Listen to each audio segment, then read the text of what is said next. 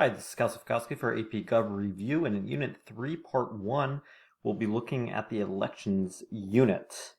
So, what's really important is receiving the nomination of one's party. In the previous videos, we had talked about the role of political parties, and one of the major roles is nominating the candidate for the political party. So, when a candidate gets the official nomination, especially at the presidential level, that will be at the formal convention, which is held every 4 years, in which an official endorsement of the candidate will be made. Now, for one to get a nomination, there is a lot of effort required, especially as you go up into national offices, especially at the presidential level. Money is probably one of the most important, along with media attention, and really just sustaining momentum throughout the primary season in order to get to the nomination. And really, candidates have to think long term, not only during the primaries, but also if you win the primary for the general election. So you have to not just be able to appeal to members within your own party to get the nomination, but you also have to think about the general election. So that's very important to keep in mind. And typically, you will have a general game plan set out years before you even proceed to declare your candidacy, if you even do so, because there's just so much time, effort, money that is required to receive that nomination. So deciding to run, aside from the real, financial part of it, they're also just physically and emotionally taxing, not just on the candidate, but also on families. Typically, your spouse will have to take part in the campaign on the campaign trail, and that will take a major role. Not to mention, you're constantly flying in and out of different major states, especially battleground states, and this can take a real toll. Sometimes candidates may not get, more than 4 or 5 hours of sleep, a night if they're lucky. And really, the recent phenomena of this is that American campaigns are taking much, much longer. So, for example, even though the election, takes place in November of 2008, when Barack Obama made clear his intention to run, this was announced January 2007. We're talking almost close to 2 years of a campaign. That is very, very grueling. And remember, at the end of the day, there is no guarantee that you're going to win. When you compare this to European countries, interestingly enough, generally your campaigns may last fewer than 2 months. So there's a real stark difference between American and European campaigns, as American candidates to some extent are vetted a little bit more, and that is an advantage for the voters, because you get to know the potential president or person running for office a little bit more. So in many ways, the nomination game, specifically with the primary season, is an elimination contest. It's basically an endurance test of money, effort, time, but especially money. And really the goal all along is to win a majority of delegates. And this is when we're talking at the presidential level, when you're trying to run for president for either Republican or the Democratic Party. You need to get the major majority of delegates, which is 51%. Once you hit 51%, you have then just become the nominee. And as we've said in the political party unit or chapter, the convention meets every 4 years, typically in July, where the presidential and vice presidential candidate will be formally introduced. Today, it's really more of a formality. In the past, it used to be announced by the political party of the organization. Today, it's more determined by the voter, so in many ways, it's become a little bit more democratic. But when you are competing for the majority of delegates within your own political party, really the first thing you're going to be focused on is the Iowa caucus. And when we talk about a caucus, it's a little bit different than a primary, but it's the meetings of state party leaders for selecting delegates to the national convention.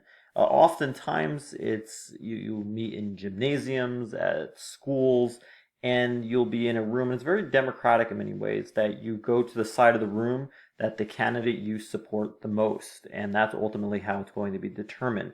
Very few states use it. Iowa is one of the most famous ones to use it, but Iowa is the first state within the primary season, and it's in many ways very important because, again, it's going to set the tone for the remainder of the campaign trail. Now, typically, the Iowa caucus never picks the correct president. At times, that is true. For example, when you look at Barack Obama, Iowa did elect him during their caucus. However, in past times, you've had people who have been, such as Mike Huckabee of the Republican Party, who did well in Iowa, or someone like Ted Cruz, but then in the rest of the campaign season sort of falters out. But Iowa is definitely the most important state because, again, it's going to set the tone for the remainder of the primary season. So again, when we look at primaries, this is where voters of that particular party are going to vote in most cases. Most states have what are called closed primaries, as we discussed in the previous video, where you have to belong to that political party in order to vote. Some do have open primaries where you select either the Democratic or the Republican Party. But specifically in the Democratic Party, you see really a changeover from people within the party leaders choosing the candidates, to really the members of the party. And we see this through the McGovern-Fraser Commission, which led to the selection of delegates through elections. So people are now voting in the primaries as opposed to people within the political party who are running it. So today we do have that. Now, really where there is a bone of contention specifically within the Democratic Party is something unique just to Democrats. They have what are called super delegates, that they are Democratic leaders, typically someone of some prestige. You might be a Democratic governor, Democratic congressperson, who automatically gets a delegate slot. So you get the vote however you want in the Democratic primary. And some people call that unfair. And in many ways, that's a way for the Democratic leadership to really rein in popular control to some extent. And especially if you're a Bernie Sanders supporter, you might really have a skeptical, point of view towards superdelegates. And that sort of became an issue during the 2016 primary season for Democrats. But again, superdelegates are only unique to the Democratic Party. Republican Party does not have that. Okay, so one phenomenon that is occurring during primary season is front loading, and that is when states try to hold their primaries earlier because you want to capitalize on media attention. More attention on your state, you'll more likely draw out the candidates to your state. And the first primary is New Hampshire following the Iowa caucus, and states are trying to capitalize more on that media attention by moving up their primary dates, again with the hopes of attracting the candidates to come to them. Again, remember that primaries are serving as elimination contests. So if you're at the end of the primary, if your primary is scheduled for June, you might be more or less a forgotten state. So as a result, you might be inclined as a state to move it from June to maybe March, as it may garner more attention and make your state a little bit more important. But when you look at the primary and caucus system, really it's a disproportionate attention because really the earlier ones are most important, especially Iowa, New Hampshire, South Carolina. Money, of course, is going to play a big role. If you're limited, to your money, and you run out, you're not going to be able to sustain your momentum during the primary season. Now, participation generally is relatively low. Again, some primary seasons are going to draw out higher amounts, but you're talking about 20%, and that's very, very low compared to presidential elections. We're hovering a little bit over 50%, and we're talking about registered voters here. The system does give a lot of power to the media as it is focused on the day-to-day campaign trail, sometimes things that are not so relevant or shown. You have the 24/7 news cycle that is on CNN, Fox News, MSNBC. So there has been certainly a criticism that too much attention is, or rather too much power is given in the hands of the media. But what's interesting, as we've said, that when we look at the nomination game, which states get the most attention? Well, during the 2008 primary season in the Democratic Party between Barack Obama and Hillary Clinton, notice the number of campaign visits. 321 in Iowa. Yet Iowa in the general election is only worth 3 electoral votes. Yet you'll notice 321. But, for example, do you see, let's say Delaware on here? I don't see them visiting Delaware more than 5 times between them. Yet in Iowa, 321. So some states, as you can tell by their campaign stops, are going to be more important, especially if you're going to be a swing state too. Now, when we look at this concept of front loading, it's very much illustrated between these 3 bar graphs here, or I should say pie charts rather. 49% of states had them in March in the year 2000. Notice how February, of course, being earlier, rose in 2004 from a mere 9% to 32%. And then by 2008, 69% of states are moving up their primaries to February. So, certainly a major trend there.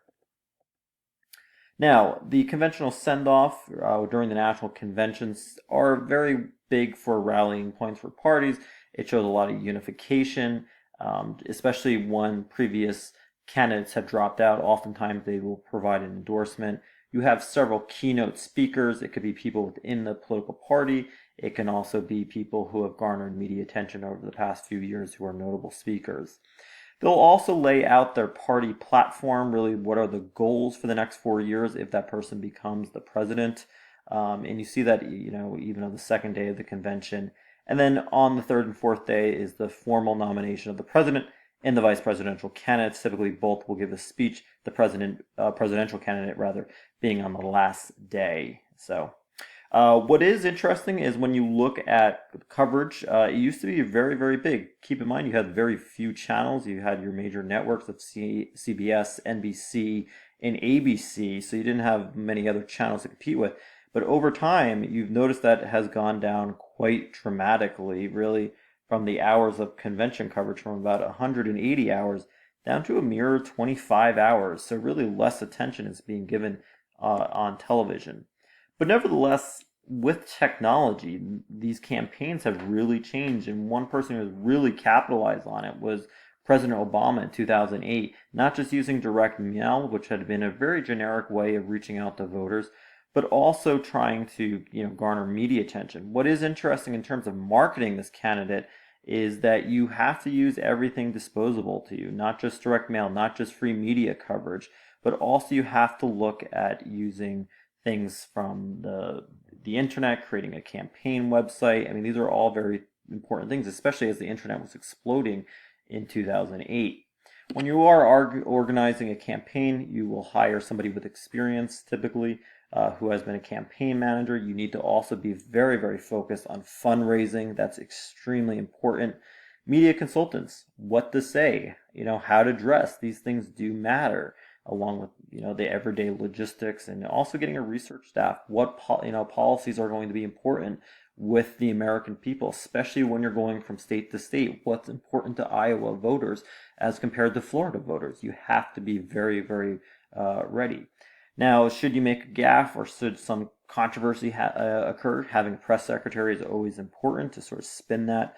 And as we said earlier, establishing a website. So these are all things that are going to become a major part of one's campaign during the primary season, as well as after he or she receives his or her nomination. But when you look at campaigns, prior to 1968, they were all party dominated. You had very few primaries, typically shorter campaigns, less money was involved. Yet, since 1972, we've seen it become more candidate dominated. Remember, we said political parties are losing their grasp and they've become weaker since 1972. We've seen more primaries, they are much longer, and really money is very, very, very important. And even when you look at really the media coverage, much more media focus on the day-to-day campaign. Now, what's interesting about the media is that you see on this chart, when the media typically likes to focus on the horse race between the candidates, looking at polls or looking at things that really don't matter that much, as opposed to what that person's policies may be. You see from 1988 up to 2000, really, when you look at network news, 71% of it was covered on horse race journalism, things that are not relevant to policy. Whereas policy was never really went above 40%. Interestingly enough, in 2004, a more contentious election, policy you see dominating just a little bit by just 1%, but media absolutely loves, looking at the horse race. All right, let's finish up with a review question. Pause your screen for a moment. Okay, so the tendency of states to hold primaries earlier in the calendar to capitalize on media attention is called, and if you put front loading, you are correct. Certainly a big phenomenon that is occurring among states during the primary seasons.